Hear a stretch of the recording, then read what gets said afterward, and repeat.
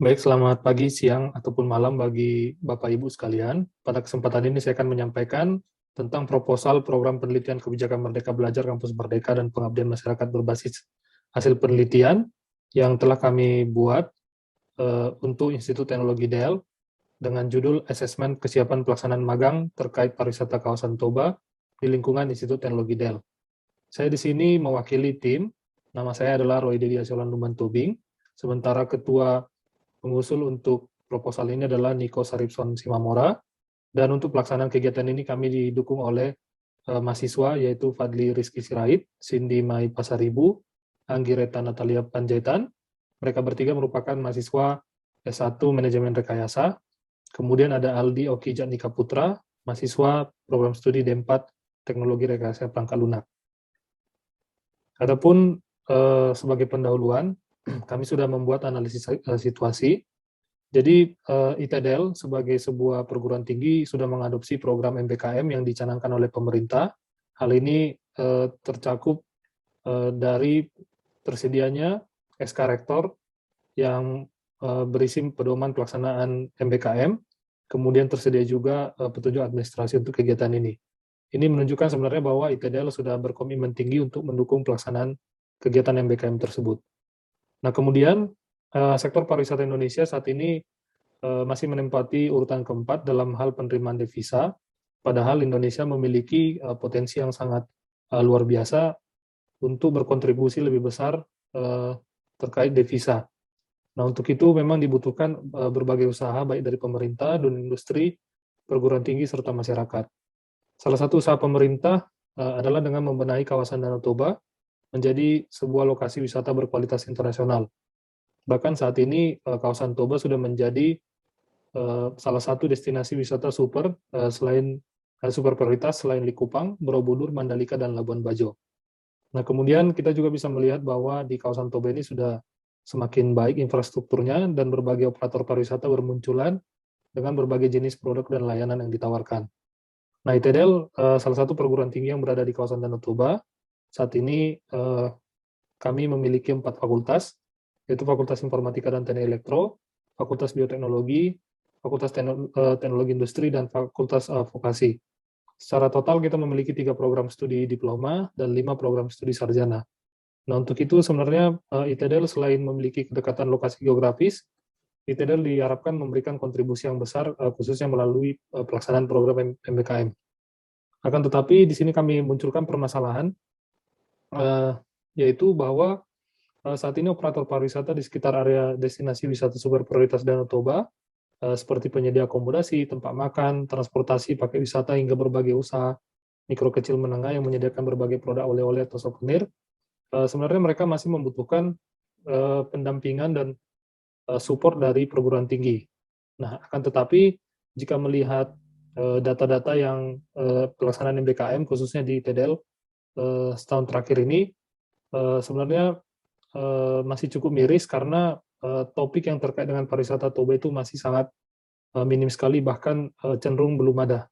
Ya, jadi mahasiswa saat ini masih banyak mengikuti MBKM, banyaknya itu adalah di luar Sumatera, dan topiknya memang tidak terlalu banyak, atau bahkan kita bisa bilang tidak ada sama sekali terkait pariwisata Toba. Untuk itu di kegiatan ini kami mengajukan untuk melihat lebih jauh tentang MBKM dengan topik pariwisata Toba ini dari dua sisi, yaitu dari sisi mahasiswa, dosen, dan program studi. Kita mau menggali apakah memang ada minat atau peta jalan penelitian atau pengabdian masyarakat yang bisa diarahkan untuk pelaksanaan MBKM dengan topik pariwisata.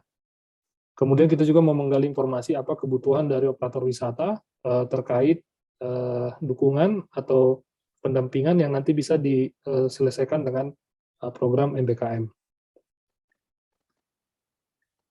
Nah, kemudian untuk solusi target luaran dan publikasi kegiatan ini, sebagai permasalahan ada dua kita identifikasi, yaitu operator pariwisata masih membutuhkan pendampingan dan dukungan dalam menghasilkan berbagai produk dan layanan di kawasan Danau Toba, khususnya pendampingan ini dari perguruan tinggi.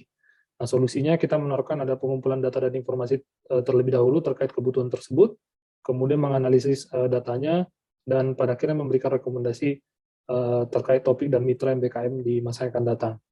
Nah, luarannya Kegiatan pengumpulan data dan informasi sudah dilakukan, data dan informasi yang dikumpulkan sudah dianalisis, kemudian rekomendasi topik, dan mitra MBKM bagi sivitas ITDL bisa kita buat. Indikatornya nanti adalah data dan informasi terkait kebutuhan dari perwakilan Kabupaten Toba, Tapanuli Utara, dan Samosir itu sudah terkumpul 100%, kemudian dokumen rekomendasi juga sudah dibuat dan dicetak. Nah, kemudian permasalahan yang kedua adalah kegiatan MBKM yang dilakukan di lingkungan ITDL, belum ada yang terkait dengan topik pariwisata di kawasan Danau Toba, walaupun kawasan ini merupakan lokasi perguruan tinggi tersebut. Nah, solusi yang ditawarkan, kita akan mengumpulkan data dan informasi minat mahasiswa, dan juga peta jalan penelitian dan pengabdian kepada masyarakat, dosen serta program studi ITDL, dan melakukan analisis terhadap data dan informasi tersebut, serta membuat laporan untuk rekomendasi. Luarannya nanti akan ada kegiatan pengumpulan data dan informasi yang sudah dilakukan, data tersebut sudah dikumpulkan dan dianalisis, kemudian kita membuat rekomendasi. Indikatornya adalah data dan informasi minat mahasiswa sudah terkumpul 100%. Kemudian dokumen dan rekomendasi juga sudah dibuat dan dicetak. Nah, pelaporan hasil kegiatan ini akan dipublikasikan. Ada 2 jalur, yaitu publikasi ilmiah dengan membuatnya di artikel jurnal dengan target terdaftar, kemudian pelaporan kegiatan melalui media massa maupun cetak maupun elektronik. Untuk media cetak nanti kita akan mempublishnya di surat kabar dengan jaringan daerah setingkat provinsi seperti Arensip, kemudian media elektronik menggunakan media sosial yang akunnya dimiliki oleh ITDL seperti Facebook, Instagram, dan YouTube. Nah, di sini kita bisa melihat kesimpulan terkait luaran yang nanti akan dihasilkan, yaitu pelaksanaan FGD, pelaksanaan survei populasi, kemudian publikasi ilmiah di jurnal, di sini dalam bentuk draft, kemudian publikasi pada media massa cetak dan elektronik ini dilakukan, kemudian dilakukan juga survei kepuasan mitra.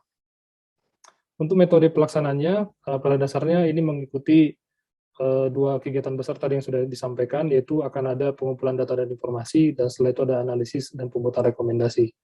Untuk proses awalnya sebenarnya akan dilakukan persiapan dan koordinasi dengan pihak-pihak terkait untuk pelaksanaan kegiatan ini bisa menjadi lancar. Kemudian pengumpulan informasi dilakukan dengan survei populasi, kemudian juga FGD. Untuk survei populasi nanti akan melibatkan semua mahasiswa, dosen, ketua program studi, sarjana. Sementara untuk FGD nanti akan melibatkan perwakilan dari mahasiswa, dosen, dan ketua program studi. Kemudian nanti akan ada 3 kali FGD dengan operator pariwisata yang mewakili Kabupaten Toba, Kabupaten Samosir, dan Kabupaten Tapanuli Utara. Nah, setelah itu akan masuk ke proses analisis dan pembuatan rekomendasi, dan pada akhirnya kita akan melakukan pelaporan dan publikasi. Ya. Kemudian untuk kelayakan lembaga litbang, LPPM sendiri merupakan bagian dari Institut Teknologi DEL, dan ini merupakan lembaga yang fokusnya adalah di kegiatan penelitian dan pengabdian kepada masyarakat. Di sini bisa dilihat visi dan misi LPPM ITDL, kemudian di proposal lengkap kita bisa melihat prestasi yang sudah dimiliki oleh LPPM ITDL selama ini.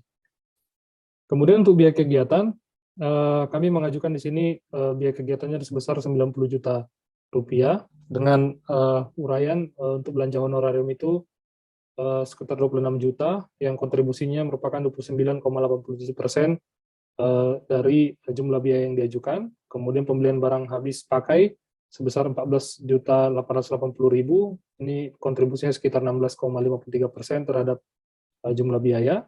Kemudian belanja perjalanan lainnya sekitar 31.800.000 atau kontribusinya sebesar 35,33% terhadap jumlah biaya total. Dan yang terakhir yaitu adalah belanja lain-lain dengan besaran 16.435.000 dengan kontribusi sebesar 18,26% terhadap jumlah biaya. Ini jadwal kegiatan yang akan dilakukan. Di sini ada 9 kegiatan utama, kemudian akan dilaksanakan dalam 3 minggu. Ya, demikian presentasi yang bisa saya sampaikan. Terima kasih atas perhatiannya.